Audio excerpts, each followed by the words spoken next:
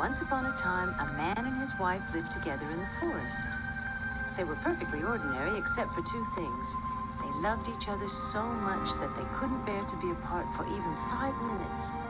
And the woman was as beautiful as the sun. Because she was so beautiful, her husband called her Sun, and she called him Moon. Now it happened that their country went to war. And pretty soon, every man who was able got his call from the king to come and fight. One day, the soldiers found Moon, and he was called to leave his lovely wife and go away to war. Oh, Sun cried, and so did Moon. But when he got to the bridge, his courage failed him, and in only a few minutes, he was back home in Sun's arms. The next day, their tears returned, because once again, the soldiers took Moon. Again, his courage failed him, and he ran back to his wife and soon was in his own home again. The third time Moon left Sun to go serve his king in war, someone watched him walk as slow along the path. Someone saw his tears and heard his sighs. That someone was the monster ghost who lived in the waterfall at the very edge of the forest. The monster ghost had seen Moon leave twice before, too, and he wondered what was it that was in the little house in the middle of the forest that caused him to cry so at leaving it behind. So the monster ghost crept from tree to vine to bush and made his way to the little house in the center of the woods. Once he got there, he raised up on tiptoe and peeked in, and there was a girl as beautiful as the sun. Monster Ghost ran around in circles, clapping his hands in glee, so that the wind rose around that part of the forest. He jumped and rattled the branches. He slithered a slithering dance and shook the ground. Sun didn't notice. She was weaving a shawl for her husband, and the threads were wet with her tears. Monster Ghost thought of the handsome young husband, of his black hair and broad shoulders and fine smile. He hugged himself into the shape of a man who looked exactly like Moon. Then he went to Moon's house to take Moon's place with Sun. In a heartbeat, Sun was in his arms, and they laughed and danced and sang, and Sun didn't know it was the monster ghost and not her dear Moon. And if Moon hadn't come back, she never would have known, but he did. Now this was a problem. Moon didn't know who had taken his place, but he insisted his wife talk to him, listen to him, and she tried, but they were so alike, these two young men. Their broad shoulders and black hair and fine smiles, their tears, their words. So she took both her husbands and stood them side by side in front of the village judge. "What is her favorite food?" asked the judge. "Rice with sugar," they both answered at once. "What is your favorite color?"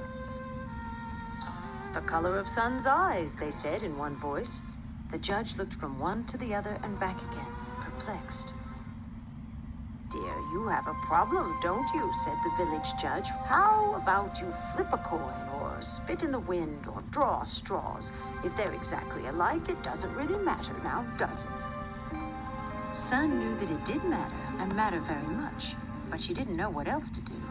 So she chose the monster ghost and sent the man who had been at war back into the forest. Poor Moon walked through the forest weeping and wailing. Someone watched him call out his wife's name. Someone watched him wander around like a ghost. Someone watched him stand on the bridge and stare at his reflection. That someone was Judge Rabbit. "Can I help you?" asked Judge Rabbit. "I don't like to interfere, but do you need anything?" Moon poured out his story about his beautiful wife and the imposter in his house. Judge Rabbit's ears drooped thoughtfully. "Oh, yes," he said. "I can help you. Meet me at your house tomorrow at noon." The next day, Judge Rabbit showed up at Sun and Moon's house at exactly noon. With him was his magic jar. "This is my magic jar," said the judge. "I'm going to set it on the table while each of you tell me your stories." Sun spoke first, then the ghost, and at last, Moon.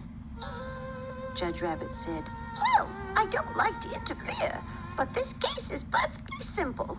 The man who can get into the magic jar is the real husband.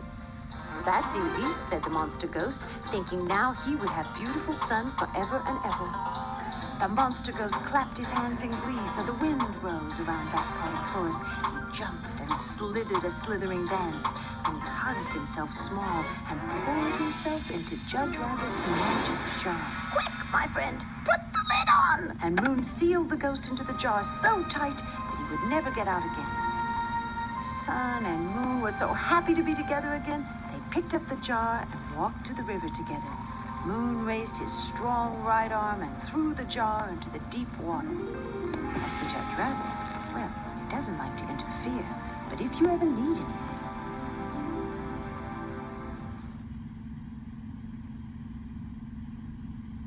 Would you like me to tell you another story? Pick one, and I'll take you there. Pick this for help. Once upon a time in the North Country, there lived a chief who had 3 daughters. The youngest was the kindest, the prettiest, and the best loved, so her older sisters were jealous of her. When their mother died, the older sisters dressed her in rags and made her do the most horrible chore, tending the huge logs in the crackling fire. Because of this, her face was scarred by the embers, and everyone in the village called her Little Scarface. Even though her life was hard, Little Scarface never complained about her sisters and never gave her father or anyone else cause to be angry at her. She was cheerful and calm. Also in this village lived a mighty hunter called Strong Wind. Strong Wind had the magical gift of invisibility. This made Strong Wind an even greater hunter, and his people, though they saw him less, loved him more. For he was always leaving food for the hungry and the orphans, and making sure even the oldest and the feeblest had meat for the long winters. Strong Wind had a sister who was kind and gentle and who helped him. Now it happened that Strong Wind decided to get married. His sister told the girls of the village that if they were interested, they should meet her one at a time on the shore of the Great Lake. Every girl in the village was interested. Strong Wind was handsome as well as brave. Each evening, a new girl would dress up in her best and go along to the lake shore. When Strong Wind was returning from the hunt, he would make himself invisible. Then his sister, walking along the shore, would turn to the girl and say, "Oh, look, my brother is coming home now. Can you see him?"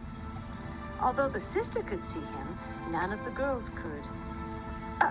Oh, yes, I see him," each girl would lie, and Strong Wind's sister would send them away. Soon it came time for Little Scarface's oldest sister to try her luck. She dressed up in her finest and went down to the lake shore. When the question came, "Can you see him?" the girl lied and said, "Yes, I see him. He's very handsome." Although all she really could see was wind moving through the trees.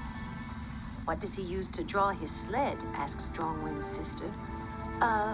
Deer hide?" guessed the girl, because of course she didn't know. Strong Wind's sister sent her away. The next evening, Little Scarface's other sister tried her luck. This girl lied that she could see Strong Wind, and when his sister asked, "Can you see his sled? It's beautiful, isn't it?" she said, "Oh, yes, I see his sled. It's made out of, cedar." Of course she was lying. Strong Wind's sister sent her home, too. Soon after this, Little Scarface decided that she would go and walk by the shore like the other girls in her village. Her sisters laughed at her. "You? What are you going to wear? Your rags?" one jeered. "When he sees those scars on your face, he'll wish you were invisible," said the other one. Little Scarface hid her tears. She went into the forest and made herself a dress out of white birch bark. It covered her, but it was stiff and rattled when she walked. Still, it was the best she had. At sunset, she made her way timidly down to the shore where Strong Wind's sister was waiting. Strong Wind's sister was kind to her. She spoke sweetly to Little Scarface and tried to make her feel at ease. Soon she said, "My brother is coming. Can you see him?" Little Scarface shivered. "No," she answered in a very small voice, and then thinking that she was unworthy to see the great warrior with her rattling dress and her scarred face, she said, I'm sorry.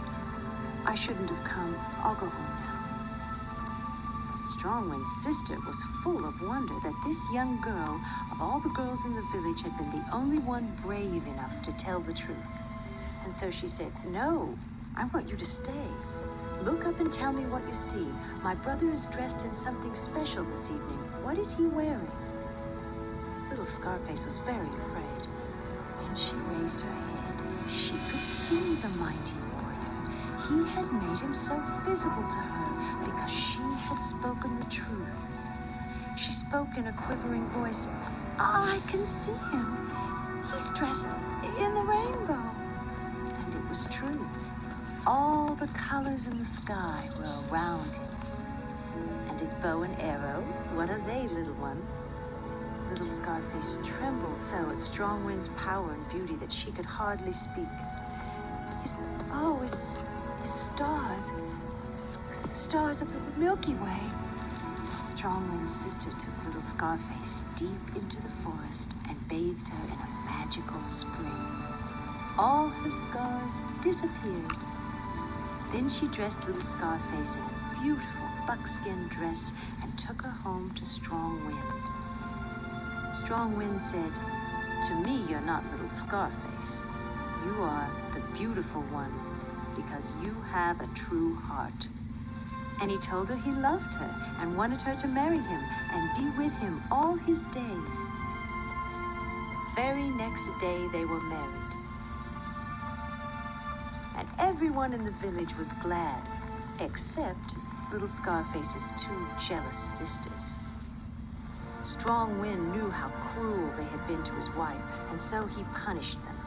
He turned them both into aspen trees and planted them where they would have to silently watch their beautiful sister's happiness the rest of their lives. And when Strongwind approached them, their leaves trembled with fear at the sight of him.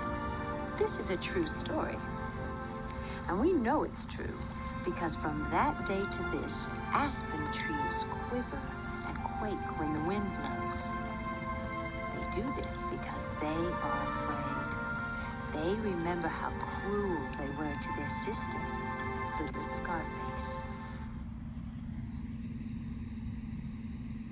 Would you like me to tell you another story? Pick one, and I'll take you there. Pick this for help.